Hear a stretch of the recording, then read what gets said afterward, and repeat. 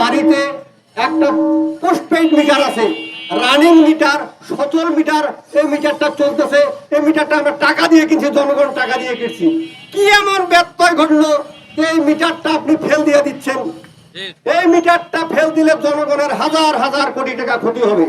এবং এই নির্বাহী অফিসার, এই নেসকোর নির্বাহী অফিসার জোরপূর্বক মানুষের বাড়িতে ঢুকে মিটার, আগের মিটারগুলো, ভালো মিটারগুলো ফেল দিয়ে জনগণের কোটি কোটি টাকা লস করতেছে। এবং এই পুরাতন মিটারটা নিয়ে গিয়ে তারা আবার ভাঙড়ির দোকানে বিক্রি করতেছে, লাভ চালু করছে।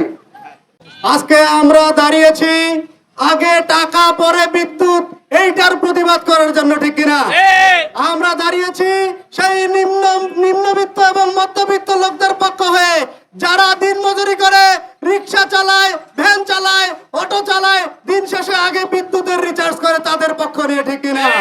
তারা আজকে ভুক্তভোগী হয়ে দাঁড়িয়েছে। 2 কেজি চাল কেনার টাকা থাকে না, কিন্তু তাকে তার বিদ্যুৎ বিল আগে দিতে হয়, বাধ্য করা হয়। আমরা এখান থেকে দাবি জানাচ্ছি, আমাদেরকে অনতিবিলম্বে আগের মিটারে ফিরিয়ে নিয়ে যান। কোন প্রিপেড মিটার যা লাগিয়েছেন, আর একটা প্রিপেড মিটার লাগানোর দুঃসাহস করবেন না।